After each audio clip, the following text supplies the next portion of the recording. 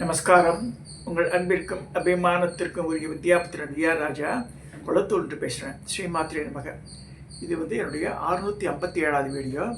லலிதா சஹஸ்ரநாமத்தினுடைய இந்த மீனிங் பார்த்துட்டுருக்கோம். ஒவ்வொரு நாமாவளியாக பார்த்துட்டுருக்கோம். நேற்று வரைக்கும் இப்போ 10 வரைக்கும் பார்த்துருக்கோம்.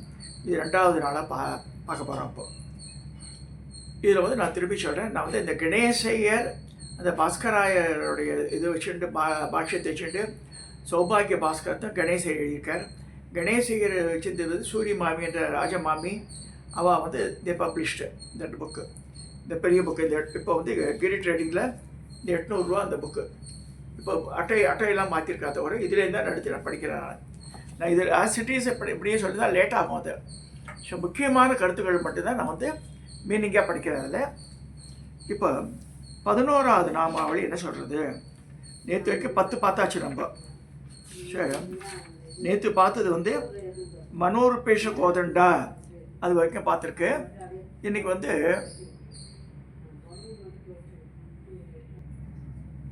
நேற்று வரைக்கும் 10 வரைக்கும் பார்த்துருக்கோம். இப்போ மனோருபேஷ கோதண்டான்னு 10வது நாமாவளி பார்த்து இன்றைக்கி பார்க்குறது 11லேருந்து. பஞ்சதன்மாக்க சாயகா,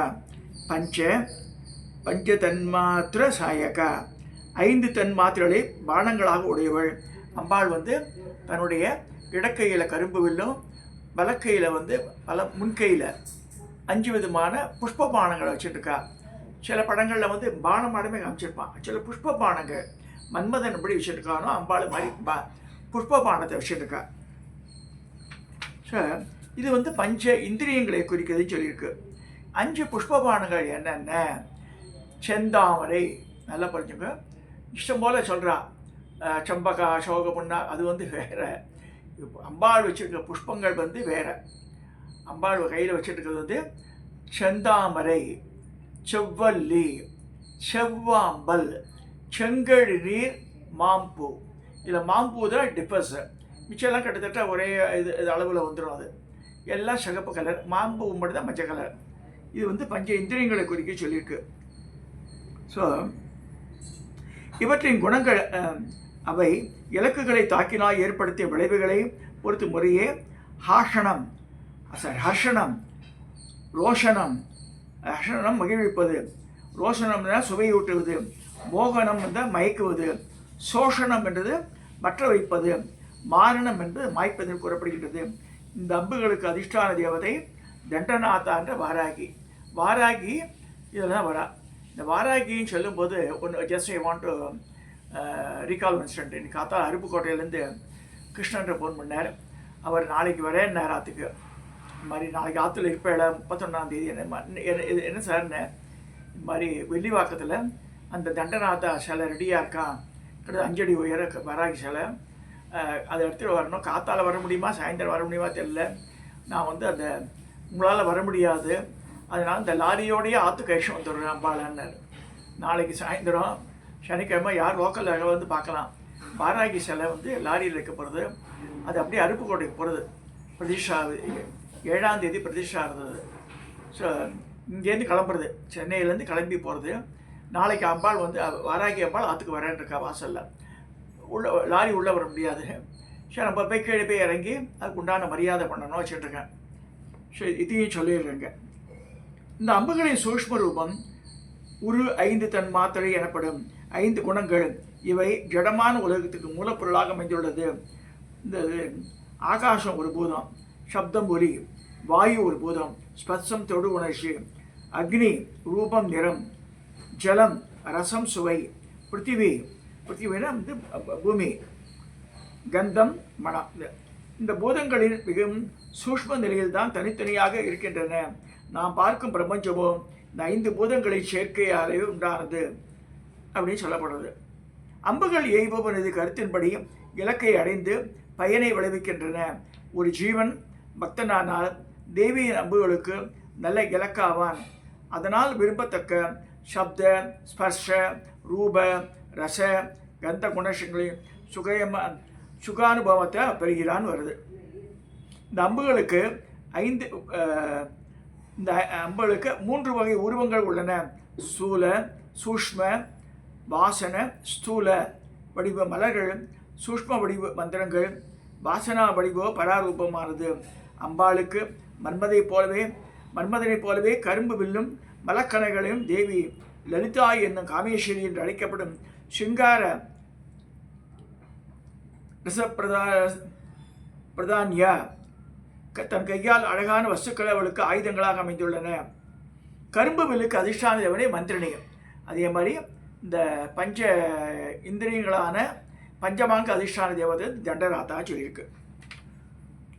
அடுத்தது 12ஆம் நாமாவளி. நிஜாரூண பிரபாபூர மஜ்ஜத் பிரம்மாண்ட மண்டல. தன்னுடைய சிறப்பான காந்தியின் பிரவாகத்தினால் பிரம்மாண்டங்களுடைய மண்டலங்களை மூழ்கி செய்தவள். நம்ம பூமண்டலம், ஆகாச மண்டலம், நட்சத்திர மண்டலம் இவை எல்லாம் சேர்ந்து பிரம்மாண்டம். இது போல பல கோடி பிரம்மாண்டம் இருக்கிறது. பிரம்மாண்ட மண்டலம் இவையெல்லாம் தன்னுடைய செம்மையான கதிர்களை பரப்பி அந்த செவ்வொளியிலேயே மொழி அடிக்கிறாள் அம்பாள் சொல்லியிருக்கு.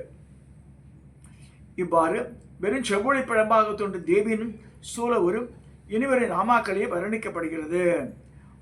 13ஆவது நாமாவளி. சம்பக அசோக புன்னாக சௌகந்திக லசக்கச. சம்பகம், அசோகம், புன்னை, செங்கேணீர் ஆகிய மலர்களால் அழகுற்று விளங்கும் கூந்தலை உடையவள். கூந்தல் அழகுடன் புஷ்பங்களை அழகும் சேர்ந்து சோபிக்கின்றன. அக்னி குண்டத்தை ஆவிர்வாகம் ஆகும் தேவியின் உருவத்தில் முதலில் நாம் கண்களில் படைவது மலர்ச்சூடிய கூந்தல். தேவியனுடைய மந்திரம் முதல் கூடமே அவளுடைய முகமாக அமைந்திருப்பதால் வர்ணனை கூந்தலில் இருந்து ஆரம்பிக்கப்பட்டது அப்படின்னு சொல்லிருக்கு. அதாவது இங்கே சொல்லும்போது one more thing I just I want to mention. Ambal வச்சுட்டு இருக்கிறது கிரீடம் சொல்லக்கூடாது, கோடீரம் பேர். இந்த கோடீரம்ன்றது தலையில் அடிக்கக்கூடிய அந்த அணிகலன் நடுநடுவில் கேப் இருக்கும். அது வழியாக அந்த தலைமுடி தெரியும், புஷ்பங்களும் தெரியும். இப்போ புவனேஸ்வரி படத்தெல்லாம் பார்க்கலாம். ஃபுல்லாக லக்ஷ்மி சரஸ்வதியெல்லாம் கம்ப்ளீட்டாக குல்லா போத்த மாதிரி போட்டுருப்பா. இவ அப்படி போட்டிருக்க மாட்டாள். அம்பா லலிதாம்பா இவ போட்டிருக்கிற இது கோட்டீரம். மிச்செல்லாம் வச்சிருக்கா பேர் கிரீடம். குறிவிந்த. அடுத்தது 14ஆவது நாமாவளி. குறிவிந்த மணிஸ்ரேணி கணற்கோட்டீர மண்டித்தா. குறிவிந்த மணி என்பது பத்மநாகம் எனப்படும் ஒரு சிவந்த கல், அதாவது கெம்பு கல்னு சொல்லுவோம் இல்லையா, அந்த மாதிரி. கிரீடத்தில் இந்த சிவப்பு கற்கள் வரிசையாக பதிக்கப்பட்டுள்ளன. இந்த பத்மநாக கற்களை தரிப்பதால் ஆசைகள் நிறைவேறும், நல்ல விஷயங்களில் பற்றுதல் ஏற்படும். தேவியின் கிரீடம் கோட்டீரம் என்னும் வகையைச் சேர்ந்தது. இதன் அமைப்பு கூந்தல் அழகும் அதன் மலர் அலங்காரங்களும் மறையாதபடி இருக்கும். தேவியின் மேனி செம்மைக்கேற்பவாறு தாமரை போன்ற சிவந்த ரத்தனங்கள் கிரீடத்தில் உள்ளன. இந்த கிரீடத்தோடு கோடீரத்தோடு கூடிய அம்பாளின் முகத்தை தியானிப்பதால் பக்தி அதிகரிக்கும் சொல்லியிருக்கு. குறிவிந்த மணிஸ்ரேணி கணற்கோட்டீர மண்டித்த. 14. 15. அஷ்டமி சந்திர விப்ராஜ தளிக சல சோபித. அஷ்டமியில் தோன்று சந்திரனை போன்று பிரகாசிக்கும் நெத்தியுடன் உடையவள். 15 கலைகளுடைய சந்திரன் அஷ்டமி அன்று 8வது கலை நிரம்பப்பட்டவனாகவும் சுக்கலபட்சத்தில் அல்லது 8வது கலை வரையில் குறையப்பட்டவனாகவும் கிருஷ்ணபட்சத்தில் அரைவட்ட வடிவாக தோற்றமளிக்கும். யாக குண்டத்திலிருந்து மேலே வந்து கொண்டிருக்கும் தேவி வடிவில் கூந்தல், மலர்கள், கிரீடம் என வரிசையாக மேலே வர கிரீடத்தின் கீழே உள்ள நெற்றி தெரிகிறது. சந்திரன் அஷ்டமி என்று காணப்படும் அரைவட்டம் எப்படி இருக்க மாதிரி தெரிகிறது. லலாடம், லாவண்ய திதி, விமலபாதி என்று தொடங்கும் சௌந்தரலகி ஸ்லோகத்தை ஒப்பிடலாம் சொல்றாரு. இது அடுத்து 16ஆம் நாமாவளி. முகச்சந்த கலங்காப மிருகநாபி விசேஷக. சந்திர மண்டலத்தின் களங்கம் காணப்படுவது போல் தேவியின் முகமான சந்திர மண்டலத்தில் இந்த கஸ்தூரி பொட்டு அது களங்கமாட்டம் தெரிகிறது.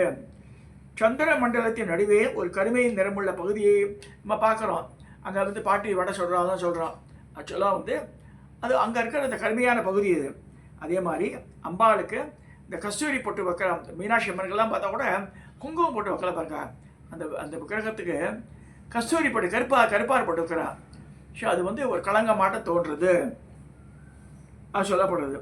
முகசந்த கலங்காப மிருகநாபி விசேஷக. 17ஆவது நாமாவளி. வதனஸ்பர மாங்கல்யம் கிரகத்தோர் அணைச்சில்லிக்க. முகமாகிய மன்மதன் வீட்டிற்கு முன் தோரணம் போன்று அமைந்த புருவத்துடன் கூடியவள். வீட்டு வாயிலின் மேல் வெயில் படாதிருக்க எடுத்து கட்டி இருக்கும் அதற்கு தோரணம் என்று பெயர் உண்டு. தோரண வாயில் சொல்லுவார். தேவியின் முகம் காமேஸ்வரனுடைய மனதை இழுக்கும் அழகு வாய்ந்தது. அதனால் மன்மதன் அம்முகத்தை தனது மங்களகரமான காரியங்களுக்கு ஒரு அலுவலகமாக வைத்துள்ளான். அம்முகத்தில் உள்ள புருவங்கள் இந்த கிரகத்தின் முகப்பில் அமைந்த தோரணம் போல காட்சி அளிக்கிறது என்று சொல்லப்படுறது. அடுத்தது 18ஆம் நாமாவளி. பக்தர் லட்சுமி பரிவாக சலன் மீனாபலோச்சன. முகத்தின் அழகான வெள்ளத்தில் ஓடும் மீன்களை ஏற்ற கண்களை உடையவள். அந்த மீன் அதனால தான் மீனாட்சி இங்கே வந்து ரெஃபர் பண்ணுறார். முகத்தில் அழகுக்கு நொடிக்கு நொடி மாறும் வண்ணமாக உள்ளது. இப்படி தொடர்ந்து மாறுவதால் அது மெதுவாக செல்லும் வெள்ளம் போல் விளங்குகிறது. இந்த அழகு வெள்ளத்தில் இடையே அடிக்கடி பாய்ந்தோடும் மீன்களைப் போல அம்பாள் கண் இருக்குன்னு சொல்லப்படுது. ஸோ இரு கண்களும் இங்கும் இங்கும் பாய்ந்தோடும் இரு மீன்களைப் போல தோன்றப்படுகிறது. இது முகத்திற்கு மேலும் அழகு ஊட்டுகிறது. மீன்கள் தன் குஞ்சுகளுக்கு பாலூட்டி வளர்ப்பதில்லை, முட்டையிட்டு இனவர்த்தி செய்வதால். ஆனால் மீன்கள் தங்கள் குஞ்சுகளை வாத்சல்யத்தோடு கூடிய பார்வையோட பார்த்தாண்டே அந்த முட்டை பொரிச்சிடும். அங்கே அதை இது வந்து அங்கே நினைவு கூறப்படுறது. இங்கே தான் இந்த மீனாட்சியை ரெஃபர் பண்ணுறா. பக்தர் லட்சுமி பரிபாக சலன் மீனாபலோச்சன. 19வது நாமாவளி. நவசம்பக புஷ்பாப நாசா தண்ட விராஜித. அன்றல்லந்த சம்பக பூவை நகர்ந்த மூக்கினால் அதிகமான அழகுடன் விளக்குவார். அவள் ஷார்ட் நோஸு சம்பக பூவாட்டம் இருக்குது அம்பாளுடைய மூக்கு. நவ என்ற பதத்திற்கு புதிய என்றும் கொஞ்சி விளைகின்ற சம்பகப்பூ என்றும் கொள்ளலாம்.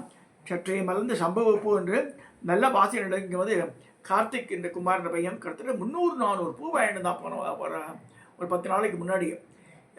வீடு முழுக்க அந்த ஃப்ராக்ரன்ஸ் 3 நாளைக்கு இருந்தது. அப்போ வந்து is I was thinking about this ராமாவளி. நவ சம்பக புஷ்பாப நாசா தண்ட விராஜித. அடுத்து 20வது நாமாவளி. தாரா காந்தி திரஸ்காரி நாஷாபரண வாசுர. நட்சத்திரங்களின் ஒளியை வெல்லும் மூக்குத்தினால் ஒளியுடன் விளம்புகள்.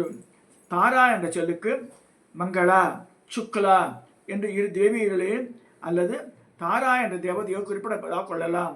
தேவியின் மூக்குத்திகள் மாணிக்கத்தாலும் முத்தாலும் ஆனவை சொல்லப்பட்டிருக்கு. மாணிக்க மூக்குத்தி மதுரையில் மீனாட்சி அப்படின்னு ஒரு பாட்டே இருக்கு. ஸோ தாரா காந்தி திரஸ்காரி நாசாபரண மூக்கில் போடக்கூடிய ஆபரணம் மூக்குத்தி.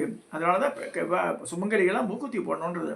அந்த மூக்குத்தி வழியாக வந்து சுவாச காத்து கணவன் மேலே படும்போது அவனுக்கு ஆயுள் கூடுன்னு சொல்லப்பட்டிருக்கு. அடுத்து 21. கதம்ப மஞ்சளி கிளிப்த கர்ணபூர மனோகர. கடம்ப மலர் கொத்தை காதுகளை தரித்திருக்கும் மனோகரமான ரூபத்தை உடையவள். காது மடல்களில் பூங்கத்தை செருகிக் கொள்வது அழகை அதிகரிக்கும். கடம்ப மலர் கேட்டது. கடம்ப மலர் சின்ன சின்ன சின்ன சகப்பு கலர் புஷ்பம். அதாவது கதம்ப மரவாசினின்ற கதம்பனா அந்த காலத்துலாம் வந்து கதம்பம் இந்த சரமரம் இருக்கிறா இல்லையா, அந்த சரவணசிப்பேன். காஞ்சிபுரத்து பக்கத்தில் கடம்ப வனம்னு ஊரே இருக்குது. என்னுடைய ஃப்ரெண்டு பேர் கணேச சர்மா. அவர் சொல்லுவார், பாம்பேக்கு போயிருக்கும்போது அவர் டிராஃபிக் ஒர்க் பண்ண அவர் பாம்பேக்கு போகும்போது ரோட்டில் 2 சைடும் கடம்ப மரங்கள் இருக்குமா, அப்படியே கொட்டி கிடக்குமா சகப்பு கலர் புஷ்பங்கள். அந்த கதம்ப மரத்துலேருந்து வரக்கூடிய அந்த பூக்கள்லேருந்து எடுக்கப்பட்ட தேன் தான் காதம்பரி. காதம்பரின்னு தனியாக ஒன்றும் இல்லை. காதம்பரியாக கடம்ப மர புஷ்பத்துலேருந்து எடுத்த தேன். ஸோ அதில் அம்பாளுக்கு ரொம்ப பிரித்தம் உண்டு. அதையும் அங்கே நினைவு கூறுறான. கதம்ப மஞ்சளி கிளித்த கர்ணப்பூர மனோகர. அந்த கடம்ப மலை கொத்த காதில் சொல்லியிருக்கா. புண்ணிய மலை கொத்த சொல்லிக்கிறான்னு ஒரு இது ஒன்று பார்த்துருக்கேன். இது வந்து கடம்ப மலை கொத்த காதில் சோடிக்கிறது அப்படி சொல்லப்படுறது. கர்ணபூரம்னா காதில். அடுத்து 22வது. தாடங்க யுகுலி போத தபனோடு மண்டல. சூரியன் சந்திரன் இவர்களை 2 காதுகளை தாடங்கங்களாக அழுத்து கொண்டிருப்பவள். ஸ்திரீகள் காதுகளை அணியும் ஆபரணத்துக்கு தாடங்கம் என்று பெயர். சூரியனும் சந்திரனுமே காதணிகளாக மாறி தேவியின் முகத்திற்கு சோபை அளிக்கின்றனர். ரவியும் மதியும் அம்பாளுக்கு 2 கண்களாகவும் தாடங்கங்களாகவும் ஸ்தனங்களாகவும் அமையும் பேறு பெற்றவை. சுமங்கலுக்கு தாடங்கம் மிக சௌபாகிய அணி. சௌந்தரிய நகரில் ஹாலாஹால ஹாலாஹால என்ற கொடிய விஷத்தை சாப்பிட்டு பரமேஸ்வரனை தன் உயிருக்கு எந்த ஹானியும் ஏற்படாததற்கு தாடங்கங்களை மகிமையாக தான் சொல்கிறார். அதான் அம்பாள் வந்து அப்படி கழுத்தை இது பண்ணுறா. அந்த நீலக்கிரீவான்ற ஸ்ரீகண்டனுடைய கழுத்தை இது பண்ணும்போது அங்கே விஷம் திண்டி போய்டுறது கழுத்தில். அதான் நீலக்கிரீவன்.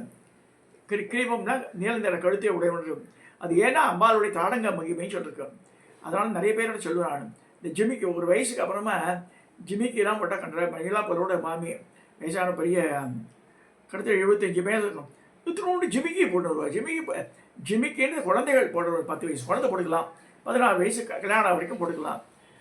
40, 50, 60 வயசுலாம் ஜிமிக்கி போட்டால் சகிக்கல. அது தாடங்கம் போடணும், அப்போ தான் மரியாதை.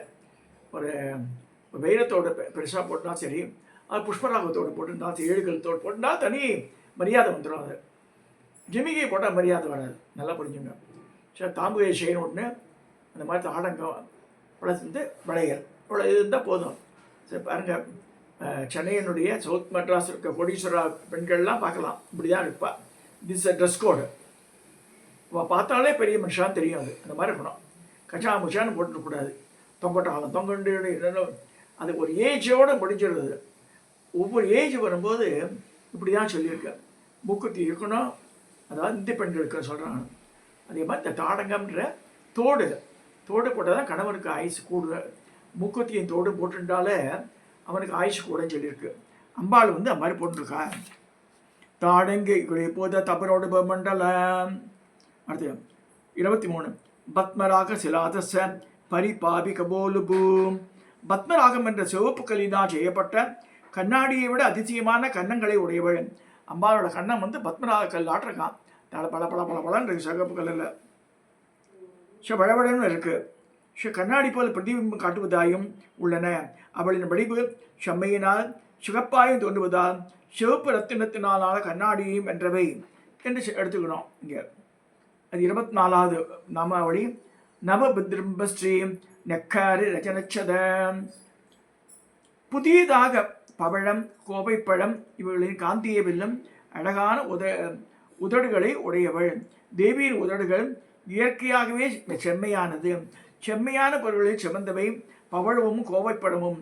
இவை இரண்டையும் வெல்லும்படியான சிவப்பு அம்பாளுடைய அந்த இதுக்கு உண்டு.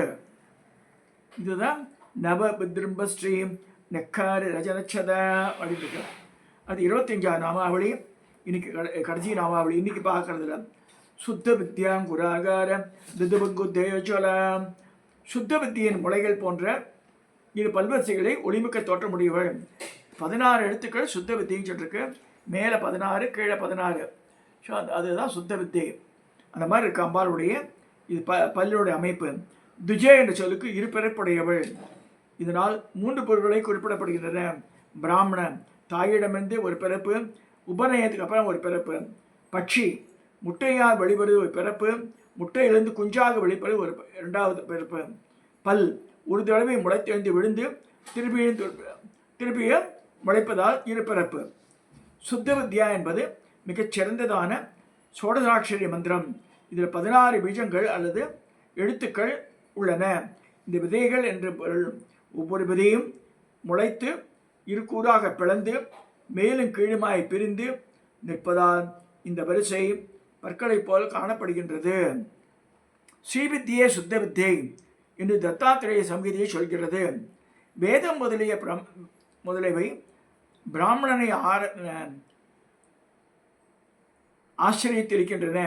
பிராமணன் வேதங்களை கற்றுணர்ந்து அவற்றை மற்றவருக்கு சொல்லிக் கொடுப்பதால் பிராமணர்கள் வித்யாங்குராகாரன் என்று வித்தைக்கு முளை போன்றவர்கள், அதாவது வித்தைக்கு முளையமான பிராமணர்களின் வரிசையை போல அம்பாள் பல்வரிசை சோபிக்கிறது சொல்லப்படுறது. ஸோ தந்திரங்களில் சுத்த வித்யா, பாலா, துவாதசாந்தா, மதங்கிரி என்று தொடங்கி அனுத்தரா என்று முடியும் 32 தீட்சைகள் கூறப்படுகின்றன. இவையே பற்களின் 2 வரிசையாகவும் கொள்ளலாம். ஸோ இந்த 32 தீட்சைகளால் நன்கு ஸ்மரிக்கப்பட்ட திஜர்களே, பிராமணர்களே, தேவியை அடைய முடியும்னு சொல்லப்படுறது. ஸோ இந்த 25ஆம் நாமாவளியோட நான் இந்த சுத்த வித்யாம் ஒரு அகார திது புந்தத்தை சொல்லலாம் அதோட நிறுத்திடுறேன். அன்றைக்கி 25 நாமாவளி பார்த்துருக்கோம். அது வரைக்கும் சப்ஸ்கிரைப் பண்ணுங்க, ஷேர் பண்ணுங்க, லைக் பண்ணுங்க.